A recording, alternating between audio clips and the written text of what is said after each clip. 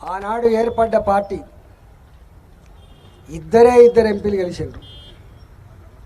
ఒకరేమో గుజరాత్ రాష్ట్రం నుంచి గెలిచిండ్రు, మరొకరేమో హన్మకొండ పార్లమెంట్, అది మా అసెంబ్లీ కిందనే వస్తుంది. అప్పుడు మా మా మా అసెంబ్లీ కూడా దాంట్లోనే వస్తుంది.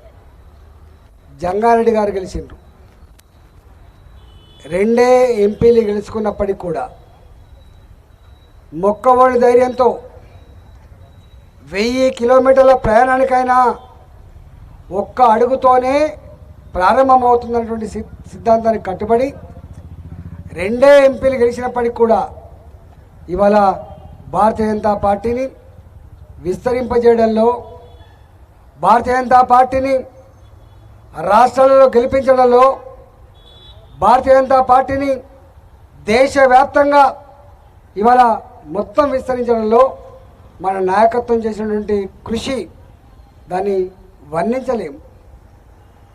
అద్వానీ మనకు వాజ్పేయి గారి నాయకత్వంలో మొట్టమొదటిసారి ప్రభుత్వం ఏర్పడ్డది. విలువలతో కూడిన రాజకీయాలే మా ఎజెండా అని చెప్పిన పార్టీ ఒకే ఒక ఎంపీ తక్కువ ఉంటే ప్రభుత్వం మేము రాజీనామా చేస్తాం తప్ప ఇతర పార్టీల నుంచి వెళ్ళి ఒక ఎంపీని తీసుకొచ్చి మా ప్రభుత్వాన్ని కాపాడుకునే ప్రయత్నం చేయమని చెప్పి విలువలకు కట్టుబడి దేశ ప్రజానికానికి అంతా కూడా ఒక గొప్ప సంకేతాన్ని అందించిన మహనీయుడు వాజ్పేయి గారు అందించిన పార్టీ భారతీయ జనతా పార్టీ. అది అంత ఈజీ కాదు.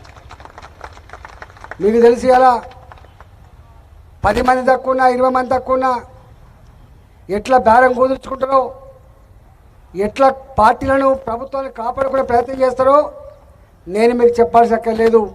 ఈ దేశంలో ఇప్పటికీ అంటే ఈ తరం వాళ్ళకు తెలియకపోవచ్చు కానీ ఆయారాం గయారాం అని చెప్పి చరిత్ర మనం చదువుతూ ఉంటాం.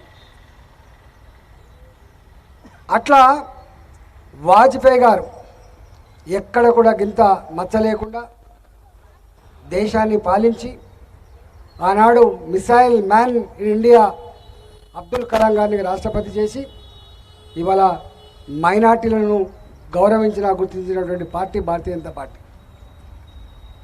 ఆ తదుపరి అనేక రాష్ట్రాల్లో ఇవాళ 27 సంవత్సరాల తర్వాత కూడా గుజరాత్లో మళ్ళీ మన ప్రభుత్వమే వచ్చింది. గుర్తుపెట్టుకోండి, 27 సంవత్సరాలు అంత ఈజీ కాదు. 17 సంవత్సరాల తర్వాత కూడా మధ్యప్రదేశ్లో మన పార్టీ అధికారంకి వచ్చింది. సంకీర్ణ రాజకీయాల ఈ కాలంలో ఎన్నికలు కాబడితే 10 నెలలకే సంవత్సరానికే ప్రజాక్షేత్రంలో ఎలిసిపోయి ఇక మళ్ళా రాది ప్రభుత్వం అని చెప్పి చర్చలు జరుగుతున్న ఈ రోజులలో ఇవాళ 2014లో మొట్టమొదటిసారిగా ప్రజల ఆశీర్వాదంతో మోడీ గారు ప్రధానమంత్రి అయిన తర్వాత చాలామంది ఊహించలే ఇట్లా ఉంటుందని. 5 సంవత్సరాల కాలం పాటు అంతకుముందు ప్రభుత్వాలు ఉంటే 2G scam, Bofors scam, coal scam, మంత్రులుగా పనిచేసిన వాళ్ళే సుఖరాం జైళ్ళలో మగ్గిపోయిండు. మంత్రులుగా ఉన్న వాళ్ళే ఎంతమంది జైళ్ళల్లో ఉన్నారో మీకు తెలుసు. కానీ 5 సంవత్సరాల మోడీ గారి పరిపాలనలో ఒక్క స్కామ్ లేకుండా, దేశ ప్రజలు తలదించుకునే పని లేకుండా దేశం యొక్క గొప్పతనాన్ని ప్రపంచ చిత్రపటం మీద ఆవిష్కరించినటువంటి మహానాయకుడు నరేంద్ర మోడీ గారు. వారి పరిపాలన, వారెన్నడూ వీళ్ళలాగా ప్రెస్ మీట్లు పెట్టాడు, ఉత్తుత్తమైన ప్రధాని స్పందించాడు.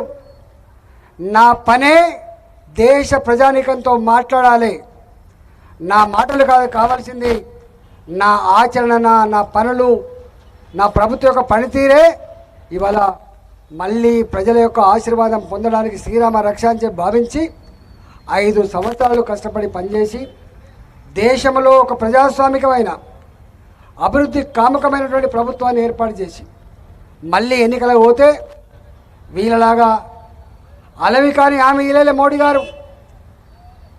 ఇవి చేస్తా అవి చేస్తా అని చెప్పలే. నేను 5 ఏళ్ళు నేను మీ ఆశీర్వాదంతో పనిచేసిన.